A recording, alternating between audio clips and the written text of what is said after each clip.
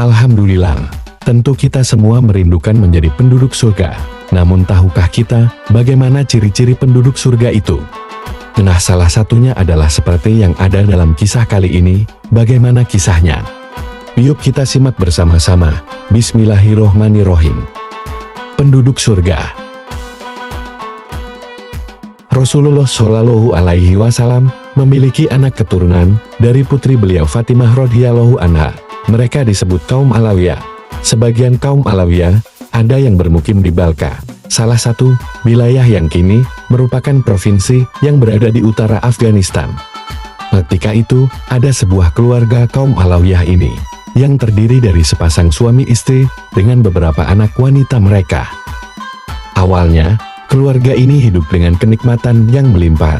Namun beberapa saat setelah sang suami meninggal dunia, istri dan putri-putrinya mengalami kefakiran dan sangat membutuhkan. Keadaan keluarga tersebut menjadi serba kekurangan. Akhirnya pada musim dingin, sang istri beserta anak-anak wanitanya meninggalkan kampung halamannya pergi ke Samarkand untuk menghindari ejekan orang di sekitarnya. Saat mereka telah memasuki kota, waktu itu hawa sangat dingin, sehingga si ibu mengajak anak-anaknya singgah di masjid. Sementara dirinya pergi untuk mencari makanan. Di tengah perjalanan, si ibu bertemu dengan dua kelompok orang. Yang satu dipimpin oleh seorang muslim yang merupakan tokoh sesepuh di daerah itu. Sedang kelompok yang satunya lagi dipimpin oleh seorang majusi, pemimpin sekaligus penanggung jawab daerah itu. Sang ibu tersebut lalu menghampiri tokoh sesepuh yang muslim tersebut dan menjelaskan mengenai dirinya, serta berkata, "Aku mohon agar Tuhan berkenan memberiku makanan untuk keperluan malam ini. Tunjukkan bukti-bukti bahwa dirimu benar-benar bangsa Alawiyah," kata tokoh muslim di daerah itu. "Di daerah ini tidak ada orang yang mengenaliku," kata sang ibu tersebut. Sang tokoh tersebut akhirnya tidak menghiraukannya. Lalu si tokoh sesepuh muslim itu berpaling darinya. Sang ibu tersebut pun berjalan meninggalkannya dalam keadaan kecewa dan sedih. Kemudian sang ibu tersebut mendatangi orang majusi, pemimpin daerah tersebut, dan menceritakan kondisi dirinya. Dia hendak memohon bantuan kepada si majusi.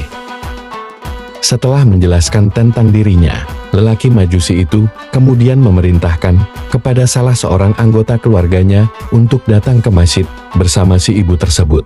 Akhirnya dibawalah seluruh keluarga sang ibu tersebut, dibawa ke rumahnya untuk tinggal di rumah orang majusi itu.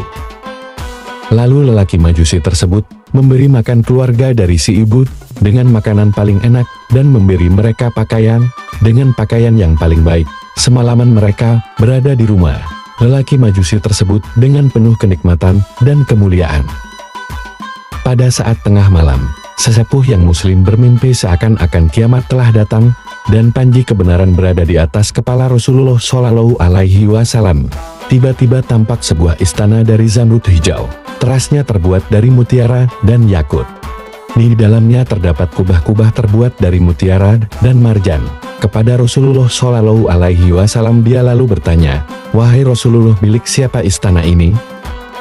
"Milik seorang muslim yang mengesahkan Allah," jawab Rasulullah. "Wahai Rasulullah, saya seorang muslim yang bertauhid," jawabnya. Rasulullah Shallallahu Alaihi Wasallam bersabda, "Tunjukkan bukti dan saksi bahwa engkau seorang muslim yang bertauhid." Dia pun kebingungan atas pertanyaan Rasulullah. Rasulullah Shallallahu Alaihi Wasallam bersabda lagi, "Ketika seorang perempuan Alawiyah minta tolong kepadamu, engkau berkata kepadanya." Lantas lelaki muslim itu terjaga dari tidurnya dan air matanya pun jatuh berderai karena telah menolak perempuan Alawiyah. Dalam keadaan kecewa, dia kemudian berkeliling daerah itu untuk mencari wanita Alawiyah yang pernah memohon pertolongan kepadanya, hingga dia mengetahui di mana kini wanita tersebut berada, di rumah orang majusi. Lelaki muslim itu segera berangkat ke rumah orang majusi tersebut. "Di mana wanita Alawiyah itu?" tanya lelaki muslim kepada orang majusi. "Ada padaku," jawab si majusi. "Aku ingin bertemu dengannya," ujar lelaki muslim itu. "Tidak semudah itu," jawab lelaki majusi itu. "Saya menghendaki wanita Alawiyah serta putri-putrinya dari dirimu," lanjut lelaki muslim. Ambillah uang 1000 dinar dariku dan kemudian mereka akan menemuiku, desak lelaki muslim. Aku tidak akan melepaskannya. Tidak ada jalan bagiku melakukan hal ini, sungguh saya telah memperoleh berkah dari mereka, jawab lelaki Majusi. Tidak boleh. Engkau harus menyerahkannya, ujar lelaki muslim itu, seolah memaksa.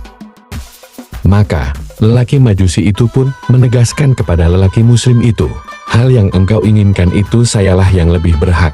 Sedangkan istana yang engkau lihat di dalam mimpi memang diciptakan untukku.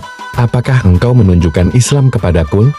Demi Allah, semalam saya dan keluarga tidak tidur sebelum kami masuk Islam melalui tangan wanita syarifah ini. Saya juga bermimpi ketika tidur sebagaimana yang engkau impikan.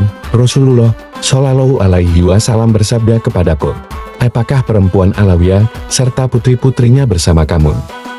Saya menjawab, iya, wahai Rasulullah. Kemudian beliau bersabda, istana ini untukmu dan keluargamu, kamu dan keluargamu, termasuk penduduk surga.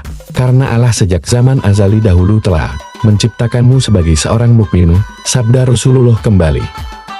Kemudian orang muslim itu pulang dengan membawa kesedihan dan kesusahan yang hanya diketahui oleh Allah Subhanahu wa Ta'ala. Oleh karena itu, lihatlah berkah dan kemuliaan berbuat baik kepada para janda dan anak yatim.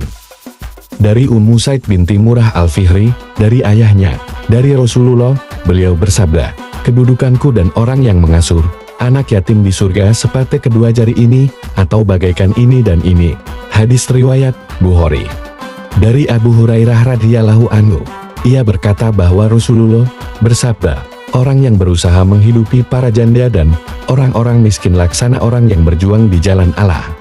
Al-Kanabi yaitu gurunya Imam Bukhari dan Muslim berkata, aku sangka itu seperti orang yang sholat malam yang tidak pernah merasakan lelah, dan yang berpuasa tidak pernah berhenti berpuasa. Hadis riwayat Bukhari dan Muslim.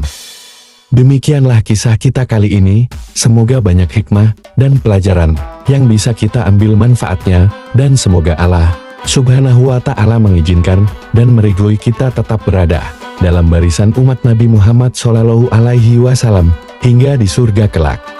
Amin walau alam bishawab. Wassalamualaikum.